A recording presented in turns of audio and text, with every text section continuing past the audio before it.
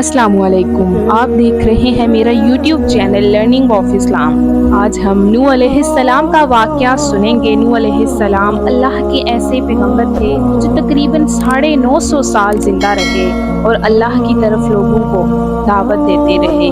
अगर आप इस तरह के वाक़यात में इंटरेस्ट रखते हैं तो प्लीज़ मेरे चैनल को सब्सक्राइब कर लीजिए।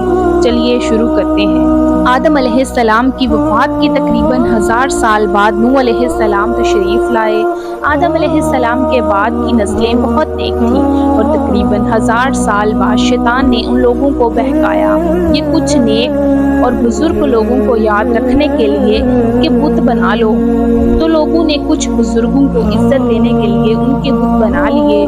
उस वक्त बुतों की पूजा नहीं हुई, पर कुछ नस्लों बाद के लोग आहिस्ता आहिस्ता उन बुतों को पूजने लग गए। कुफर और शिर्क आम हो गया और एक अल्लाह की इबादत बंद हो गई। तब अल्लाह ने दुनिया में नूह अलैहिस्सलाम को भेजा। उस वक्त इंसानों की उम्रें ज़्यादा होती थी और नूह अलैहिस्सलाम की उम्र तकरीबन 950 साल थी। नूह अलैहिस्सलाम ने लोगों को अल्लाह की तरफ दावत दी। सूरह नूह में अल्लाह फरमाता है, यकीनन हमने नूह को उनकी कौम की तरफ भेजा कि अपनी कौम को डराओ और खबरदार करो उससे पहले कि उनके पास दर्दनाक अजाब आए। नूह अलैहिस्सलाम ने अपनी कौम से फरमाया, ऐ मेरी कौम, मैं तुम्हें साफ साफ डराने वाला हूँ, तो तुम अल्लाह की इबादत करो और उससे डरा करो और मेरा कहना मानो तो वो तुम्हारे गुनाह बख्श देगा। नूह अलैहिस्सलाम तबलीग के सिलसिले में बहुत मेहनत करते थे। दिन रात लोगों के घरों और इज्तिमाआत में जाकर उन्हें दावत देते। नूह अलैहिस्सलाम लोगों को प्राइवेटली और पब्लिकली समझाते हैं, यहाँ तक कि उन्हें ये करते करते 950 साल गुजर गए और सिर्फ चंद लोगों के सिवा कोई ईमान नहीं लाया। नूह अलैहिस्सलाम की कौम उनका मजाक बनाती थी और कहती थी कि अगर तुम सच्चे हो तो जिस अजाब का तुम हमसे वादा करते हो उसको ले आओ। नूह अलैहिस्सलाम की कौम साल साल बुराई में आगे बढ़ती गई और नूह अलैहिस्सलाम को परेशान करती रही और कोई ईमान न लाया, सिर्फ कुछ लोगों को छोड़कर। फिर अल्लाह ने नूह अलैहिस्सलाम की तरफ वही भेजी और फरमाया, आपकी कौम में से जो ईमान ला चुका है उनके सिवा अब कोई ईमान नहीं लाएगा, बस आप उनके कामों पर गमगीन ना हो।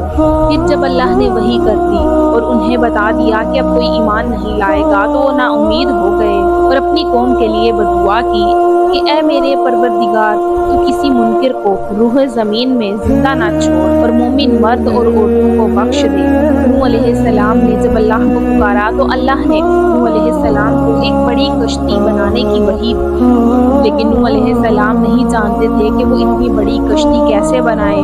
तो अल्लाह ने जिब्राईल अलैहिस्सलाम को उनकी मदद के लिए भेजा। नूह अलैहिस्सलाम एक पहाड़ पे रहते थे, उनके आसपास दरख्त नहीं थे, ना ही पानी था। उन्होंने बहुत से दरख्त उगाए, फिर उनको काटा और पहाड़ पर बैठ के कश्ती तैयार करते रहे।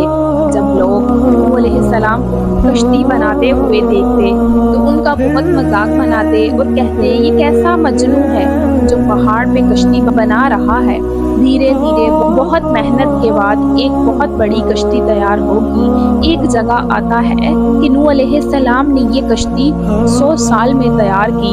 इस कश्ती की लंबाई 300 गज, ऊंचाई 40 गज और चौड़ाई 50 गज थी। एक अंदाजे के मुताबिक इस कश्ती की लंबाई 1 किलोमीटर से ज्यादा थी और गहराई 30 हाथ थी। ये कश्ती आम कश्तियों की तरह ऊपर से खुली हुई नहीं थी, बल्कि इसको जैसे नीचे से बंद किया गया था वैसे ही ऊपर से भी बंद किया गया था, ताकि ऊपर से जो बारिश का पानी बरसे वो उसे नुकसान न पहुंचा दे। इस कश्ती के 3 फ्लोर्स थे और हर फ्लोर में एक दरवाजा था। अल्लाह ने नूह अलैहिस्सलाम को हुक्म दिया कि मोमिनों को और अपने घर वालों को और जमीन पर बसने वाले तमाम जानवरों का जोड़ा जोड़ा इस कश्ती में सवार कर लो। फिर अल्लाह ने आसमान और जमीन में से पानी खोल दिया دیا اور سیلاب آ گیا۔ اس سیلاب نے دنیا میں رہنے والے انسان اور جانور سب کو غرق کر دیا۔ طوفان کا پانی پہاڑوں سے بھی اوپر ہو گیا اور صرف نوح علیہ السلام کی کشتی اس طوفان میں باقی رہی۔ صرف وہی لوگ اور جانور بچے تھے جو کشتی پر سوار تھے۔ اتنے بڑے نبی ہونے کے باوجود نوح علیہ السلام کا بیٹا کشتی پر نہ آیا۔ نوح علیہ السلام نے اسے پکارا کہ میرے بیٹے اس کشتی میں آ جاؤ اور کافروں کا ساتھی نہ بنو، لیکن اس نے کہا کہ میں کسی پہاڑ کی چوٹی پر پناہ لے لوں گا جو مجھے اس پانی سے بچائے گی۔ نوح علیہ السلام نے فرمایا کہ آج اللہ کے حکم سے کچھ بچنے والا نہیں مگر وہی جس پہ اللہ رحم کرے۔ باپ اور بیٹے کے درمیان یہ گفتگو جاری تھی کہ ایک طوفانی موج نے ان کے بیٹے کو غرق کر دیا۔ جب نوح علیہ السلام کے سامنے ان کا بیٹا غرق ہو گیا تو ان کی آنکھوں میں آنسو آ گئے اور وہ پکار اٹھے، اور تو نے مجھ سے وعدہ کیا تھا کہ میرے گھر والوں کو نجات عطا فرمائے گا اور تو تمام حاکموں میں سے بہتر حاکم ہے، لہٰذا یہ ناممکن ہے کہ تیرا وعدہ پورا نہ ہو۔ اللہ نے فرمایا، اے نوح، وہ تیرے اہل سے نہیں تھا کیونکہ وہ کافر تھا۔ کفر نسب کو ختم کر دیتا ہے۔ اللہ نے نوح علیہ السلام سے فرمایا کہ آپ ہرگز وہ چیز نہ مانگے جس کا آپ کو علم نہیں۔ نوح علیہ السلام یہ بات سمجھ گئے اور فوراً اللہ سے توبہ کی۔ فرمایا، اے میرے پروردگار، میں تیری ہی پناہ چاہتا ہوں اس بات سے کہ تم سے وہ مانگوں جس کا مجھے علم نہیں۔ اگر تو مجھے نہ بخشے گا اور مجھ پر رحم نہ کرے گا تو میں خرابی والوں میں ہو جاؤں گا۔ کشتی نوح علیہ السلام اور ان کے ساتھیوں کو سارے جانوروں کی نسل کو لیے پانی کی تیز لہروں پر بلندی سے چل رہی تھی، مگر زمین پر موجود ہر چیز، انسان، جانور، پرندے، ان میں سے کوئی باقی نہ بچا۔ اگر کوئی بچا تھا تو وہ کشتی والے۔ نوح علیہ السلام اور ان کے ساتھی 6 مہینے تک اس کشتی میں رہے۔ آخر اللہ کے حکم سے طوفان رک گیا۔ اللہ نے زمین کو حکم دیا کہ وہ پانی نگل جائے۔ زمین نے سارا پانی نگل لیا اور زمین خشک ہو گئی اور کشتی پہاڑ پر جا کر ٹھہر گئی۔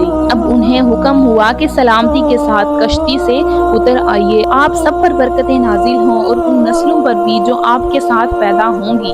پھر صرف نوح علیہ السلام سے آگے کی نسل شروع ہوئی اور زمین میں ان کی اولاد کے علاوہ کسی اور کی نسل باقی نہ رہی۔ سارے جانوروں کی نسلیں بھی یہی سینٹر سے پیدا ہوئیں۔ نوح علیہ السلام کے 3 بیٹے تھے، سام، حام اور یافس، جن سے دنیا کی نسل آگے بڑھی۔ سام کی اولاد گندمی رنگ کی تھی۔ عربی ممالک سیریا، فلسطین اور اسرائیل کے لوگ سام کی اولاد ہیں۔ حام کی اولاد کالی رنگت کی تھی۔ افریقہ، ریجنل آسٹریلیا، انڈیا، ایجنٹ اور سوڈان کے لوگ حام کی اولاد ہیں۔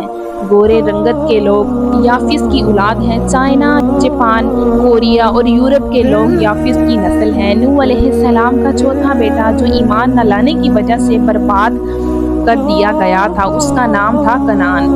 اس سے کوئی نسل آگے نہیں بڑھی۔ قرآن پاک میں اللہ نے فرمایا، اور ہمیں نوح نے پکارا تو دیکھ لو کہ ہم کیسی اچھی دعا قبول کرنے والے ہیں۔ ہم نے اسے اور اس کے فرما برداروں کو کچھ زبردست مصیبت سے بچا لیا اور اس کی اولاد اپنے باقی رہنے والی بنا دی۔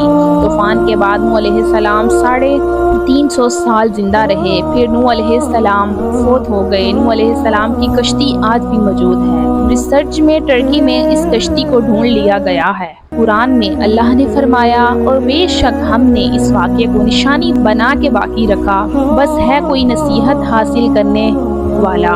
لوگ سٹوریز کو تو ڈینائی کر سکتے ہیں پر ایویڈنس کو ڈینائی نہیں کر سکتے۔ نوح علیہ السلام کی یہ کشتی ایک بہت بڑا ایویڈنس ہے اس پورے واقعے کا۔ تو یہ تھا نوح علیہ السلام کا بہترین واقعہ۔ پیارے ناظرین، نیکسٹ آپ کون سا واقعہ سننا چاہتے ہیں؟ کمنٹس میں اپنی رائے کا اظہار ضرور کیجیے گا اور ہمارے چینل کو سبسکرائب کر دیجیے گا۔ ملتے ہیں نیکسٹ ویڈیو میں، اجازت دیجیے، اللہ حافظ۔